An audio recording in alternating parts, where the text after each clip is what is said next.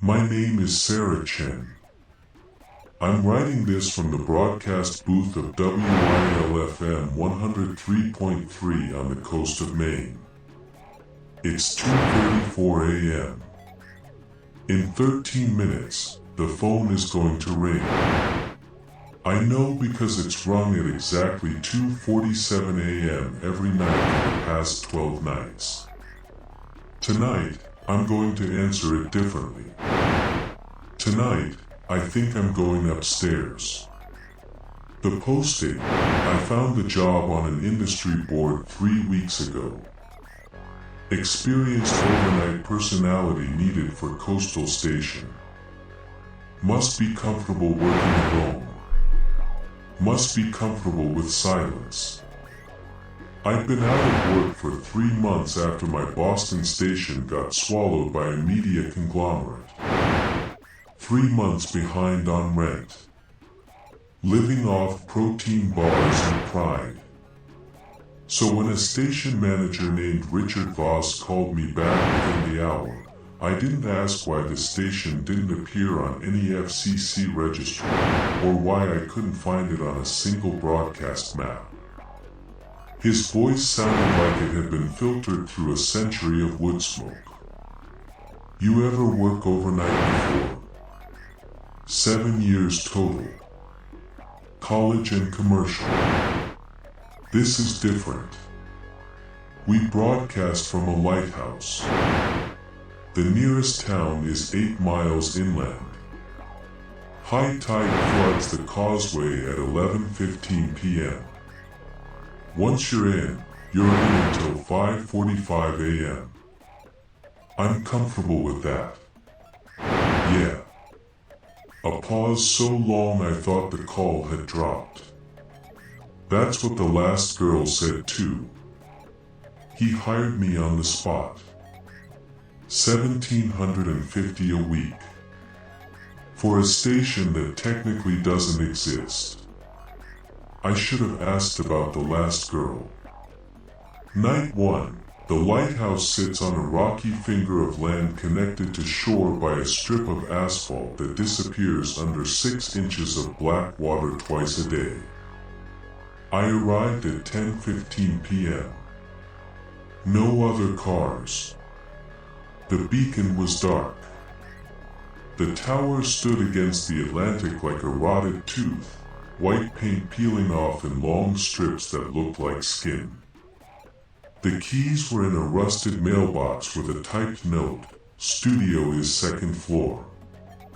Equipment is simple. Play music, read weather, take calls if they come, they won't. Do not go to the transmitter room. Door is locked. You don't need access. Do not broadcast after 3 a.m. Dead air is acceptable. Static is acceptable. Just stop talking at 3. RV, I climbed the spiral staircase. Metal steps, each one ringing like a bell in a throat. The studio was a time capsule of bulky monitors, sliding faders that smelled like ozone, a microphone that looked like a silver pill, and a rotary phone with a cord thick as a garden hose. On the desk, a coffee mug with Elena faded on the side. A pair of headphones with Mark scratched into the plastic band. Things left behind by people who stopped needing them. At the back of the room, an industrial metal door. Padlocked. Transmitter room. Authorized personnel only. At 10:55, I heard the ocean swallow the causeway. The sound was enormous and final, like a tomb being sealed. At 11 p.m., I went live. Good evening, night owls. You're listening to WILFM 103.3. I'm Sarah Chen, and I'll be keeping you company until dawn. I played the first song. took off my headphones to dig through my bag for coffee. That's when I heard it. A voice. Not through the speakers. From above me. From behind the locked metal door. A man, warm and unhurried. Good evening, night owls.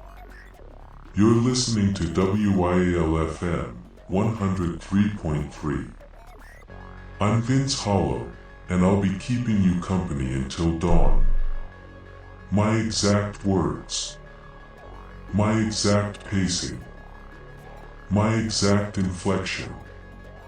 In a voice made of velvet and old electricity. Coming from a room that was padlocked shut. The voice I stood at the base of the staircase leading up to the transmitter room. The air was colder here. It smelled like brine and copper. Old, exhausted electricity. The voice continued overhead.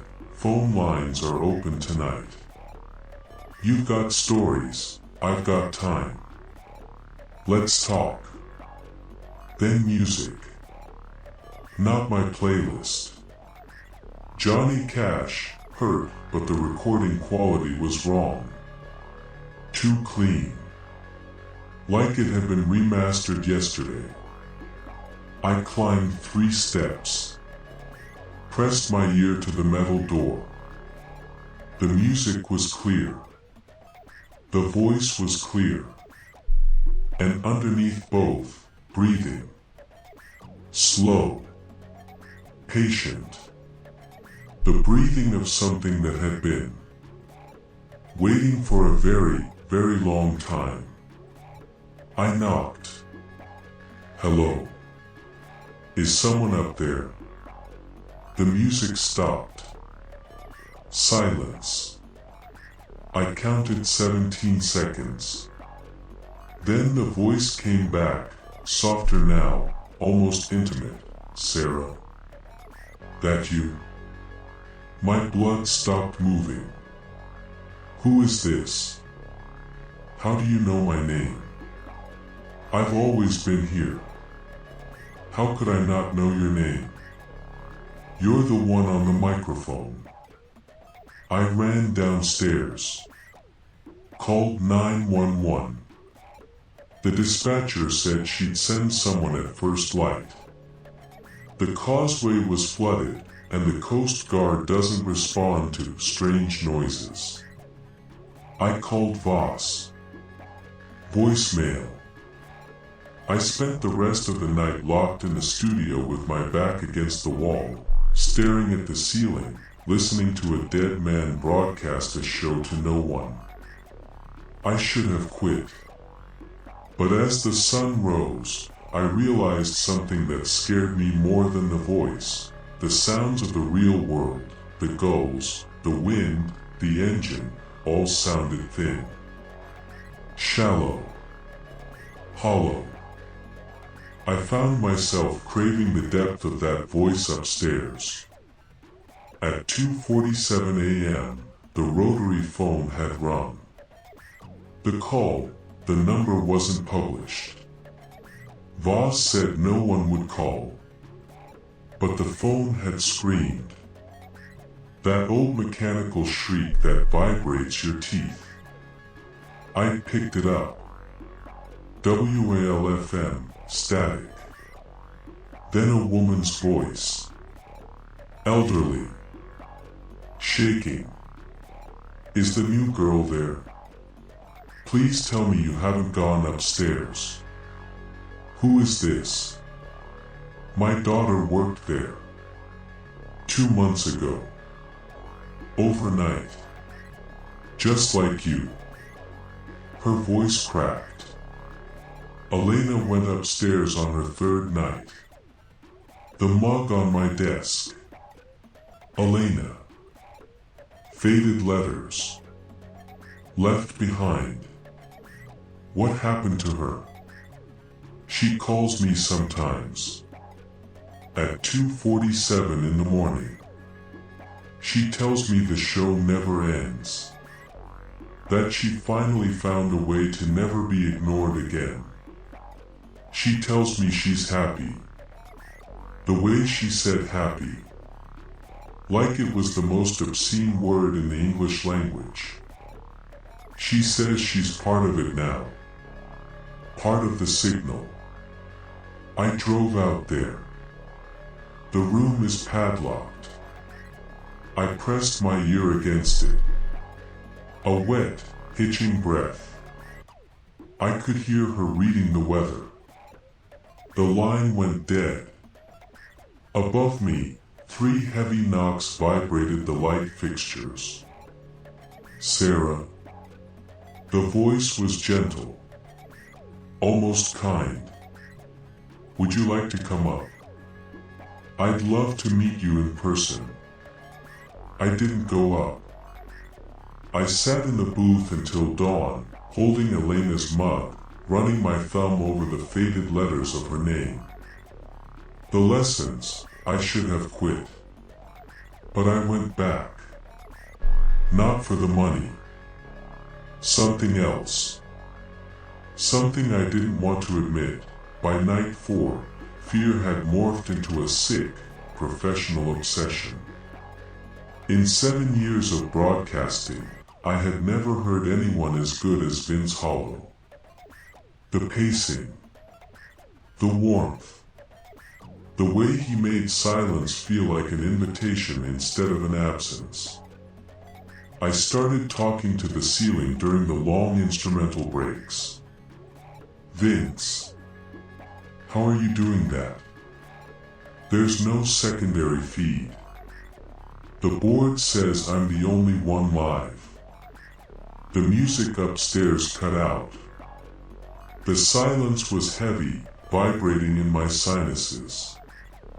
Then his voice came through the studio monitors, so intimate it felt like he was standing an inch behind my ear.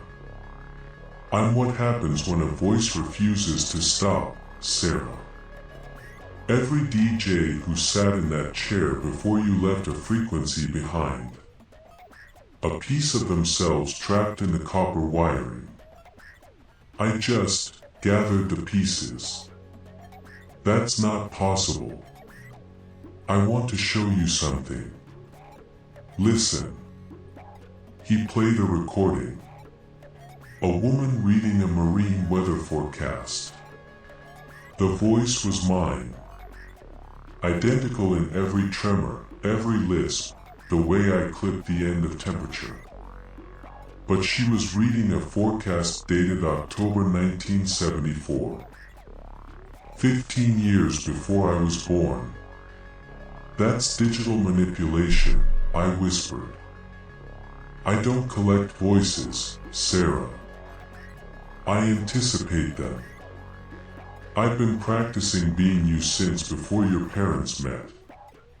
Every person who was ever going to sit in that chair, I've been rehearsing them for decades. I should have been horrified. Instead, I asked, what else can you teach me? That was my mistake. Or maybe it was my purpose. Over the next week, think.